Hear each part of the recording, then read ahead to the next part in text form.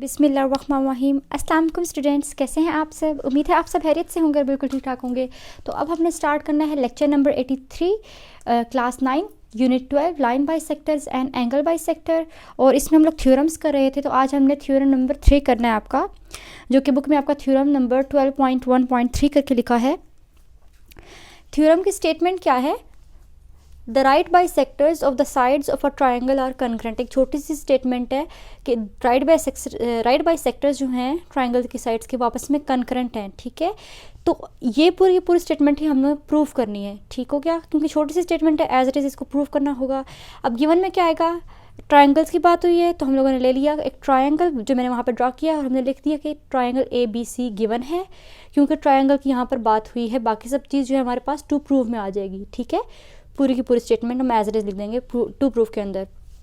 अच्छा, triangle draw करके उसमें हम लोगों ने साइड्स को ABC का नाम दे दिया है, और लिखा है टू प्रूफ में कि the right bisectors of AB side, BC side and CA जो हैं वो आपस में कनकरेंट हैं। हमने इसी स्टेटमेंट को बस AB, BC एंड CA के साथ करके लिख दिया कि कनकरेंट है एज इट इज़। बाकी यही साइड स्टेटमेंट हमने लिखी है। इसके बाद कंस्ट्रक्शन है। कंस्ट्रक्शन वो है जो डायग्राम हमने ड्रॉ की है, उसके अंदर डॉटेड लाइंस में जो किया है कि draw the bisectors of AB and BC। AB और BC पे हमने बाइसेक्टर्स ड्रॉ किए हैं। यहाँ पर एक बाइसेक्टर ड्रॉ किया है AB पे, ये इस तरह से, और BC पे इस तरह से हमने बाइसेक्टर ड्रॉ कर दिया है। और कहा है कि which meet each other at point O, जो कि मिल रहा है इस जगह पर पॉइंट O पर। ये पॉइंट O है और ये O लिखा हुआ है। Join O to A, B and C। तो O को हमने फिर A से, B से और C से ज्वाइन कर दिया। राइट बाई सेक्टर्स ये हमारे पास ये ड्रॉ हुए हुए हैं, ये राइट बाई सेक्टर्स ड्रॉ हुए हुए हैं, और ये A के साथ A, B, C को हमने ज्वाइन कर दिया, मतलब O को ज्वाइन कर दिया A, B, C के साथ। ये कंस्ट्रक्शन में सारा लिखा है, तो ये सब कंस्ट्रक्शन में आ गया। मैंने आपको बताया था कि हमारे थ्योरम में टोटल 4 पार्ट्स होते हैं, जिसमें गिवन, टू प्रूव, कंस्ट्रक्शन और हमने लिखना होता है प्रूफ। ये सब कुछ हमारे थ्योरम के अंदर आता है। तो प्रूफ मेन पार्ट आ गया थ्योरम का, तो हम प्रूफ करना शुरू करते हैं। प्रूफ में हमारे पास स्टेटमेंट्स और रीजंस लिखने होते हैं। तो प्रूफ मैंने यहाँ पे लिखा, प्रूफ में हमारे पास स्टेटमेंट्स और रीजंस होंगे, तो मैंने यहाँ पे लिख दिया स्टेटमेंट, और इसके बिल्कुल सामने लिख लेंगे रीजंस। जो स्टेटमेंट लिखेंगे उसका रीज़न भी लिखना होता है साथ, और ये हमारे पास इस तरह से लिख लिया है। अब स्टेटमेंट्स, रीजंस, प्रूफ मेनली हमें लिखने होते हैं अपने गिवन, टू प्रूफ, कंस्ट्रक्शन और डायग्राम में से देख के। सबसे पहले हमने लिखा, यहाँ पे अपने लिखेंगे अपने प्रूफ टू स्टेटमेंट में कि OA is congruent to OB। अब ये हम कहाँ से देख के लिख रहे हैं? अपने डायग्राम में हमने देखा कि OA जो साइड है वो OB साइड के कॉन्ग्रुएंट है। ठीक है, अभी डायग्राम जो हमारी बनी है वो इस तरह से एग्जैक्ट नहीं है, क्योंकि हम एग्जैक्ट वो चीज़ विदाउट स्केल नहीं बना सकते। लेकिन आपने इस तरह से डायग्राम बनानी है कि कॉन्ग्रुएंट आए, जैसे कि आपकी बुक में है कि OA कॉन्ग्रुएंट होगा OB के। तो हम लोग सबसे पहले ये स्टेटमेंट लिखेंगे कि OA जो है OA साइड कॉन्ग्रुएंट है OB साइड के। इसका रीज़न क्या है कि each point on the right bisector of segment is equidistant from its points. जो हमारा प्रीवियस थ्योरम था वो इसका रीज़न बनता है। तो यहाँ पर हम लोग अपना स्टेटमेंट लिखते हैं, OA is congruent to OB side. ठीक है, और इसका रीजन क्या है कि each point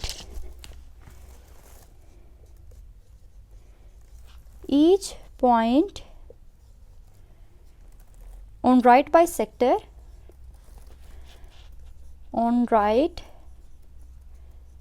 sector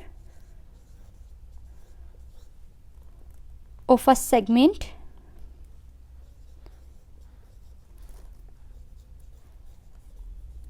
is equidistant from its end points, कि उसका डिस्टेंस जो है वो इक्वल है एंड पॉइंट्स के साथ, from its and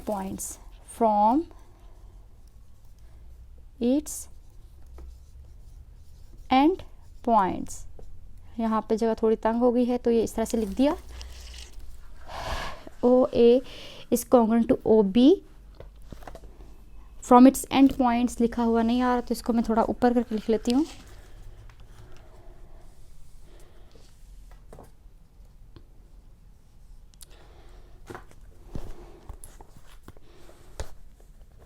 is equidistant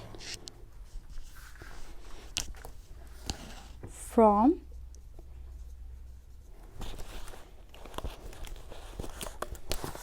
its end points।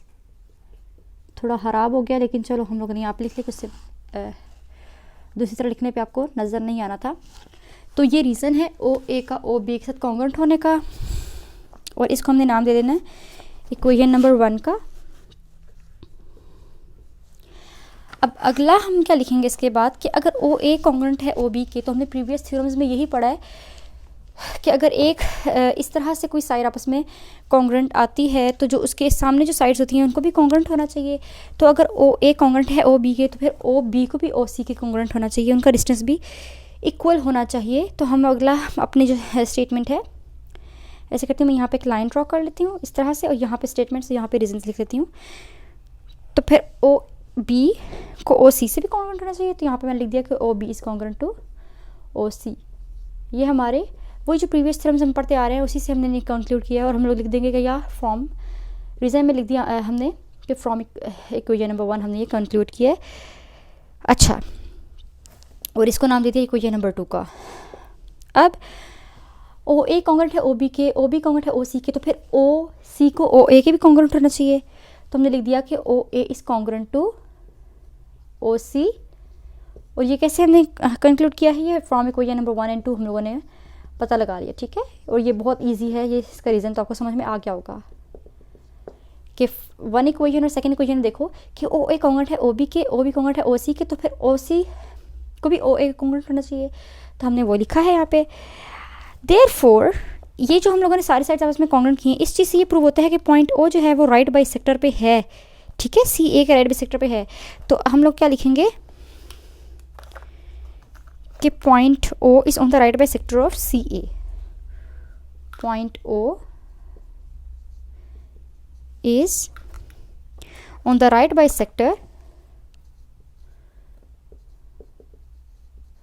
is on right bisector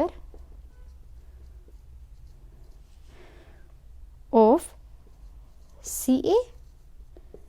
कैसे कंक्लूड किया, from equation 1 2 and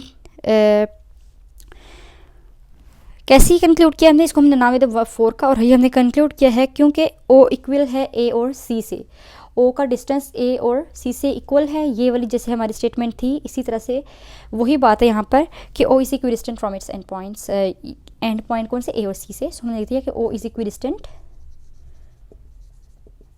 O is equidistant from A and C, ठीक है। अच्छा, ये कर लिया। इसके बाद but O point is on the right bisector of A B and B C, मगर हम कह रहे हैं कि O पॉइंट तो राइट बाई सेक्टर पे भी है A B and B C के। इसी बात के बाद हमने ये बात कही, तो इसका मतलब है हमने थ्योरम प्रूफ कर दिया है, ठीक है। तो लिखा कि बट पॉइंट O, यही तो प्रूफ करना था, is on the right by sector, is on the right by sector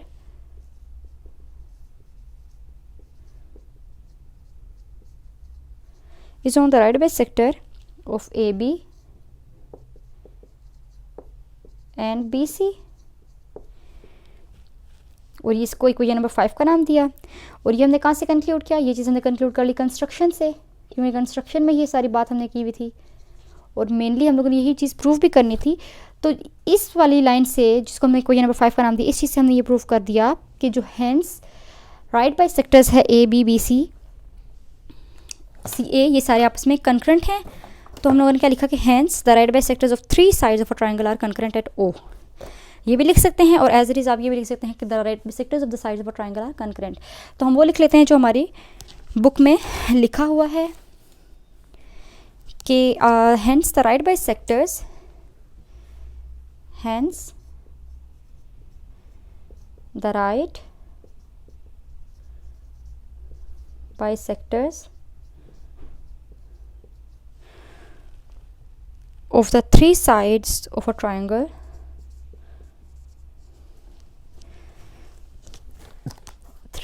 इसको रब कर देते हैं, of a triangle are concurrent at O, वो concurrent हैं O पर, ये भी लिख सकते हैं आप, और जो आपकी थ्योरम की स्टेटमेंट जो प्रूफ करनी थी वो भी लिख सकते हैं। तो इससे हमारा जो थ्योरम है वो प्रूव हो गया। और इसका रीज़न क्या है, from equation number 4 and equation number 5 ये थ्योरम हमारा प्रूव हो गया है। तो उम्मीद है स्टूडेंट्स आपको ये थ्योरम समझ में आ गया होगा और इसमें जितने भी स्टेटमेंट्स हैं और जो रीज़न है सब क्लियर हो गया होगा। तो अगर आपको ये वीडियो यूज़फुल लगी है, वीडियो समझ में आया है, थ्योरम समझ में आया है, तो आप इस वीडियो को लाइक कर लें, अपने फ्रेंड्स, क्लास फेलोज़ सबके साथ शेयर कर लें। और जिनको इस थ्योरम को की ज़रूरत है, क्योंकि आपके एग्जाम्स में थ्योरम जो होता है वो कंपलसरी होता है, तो आपने थ्योरम तो छोड़ नहीं सकते, तो इसको अच्छी तरह से प्रिपेयर कर लें। कोई क्वेश्चन हो, कोई बात हो जो समझ में ना आई हो, तो कमेंट सेक्शन में पूछ सकते हैं। अब मैं आऊँगी न्यू वीडियो के साथ जिसमें हम लोग नेक्स्ट थ्योरम को करेंगे। तब तक के लिए अल्लाह हाफिज़।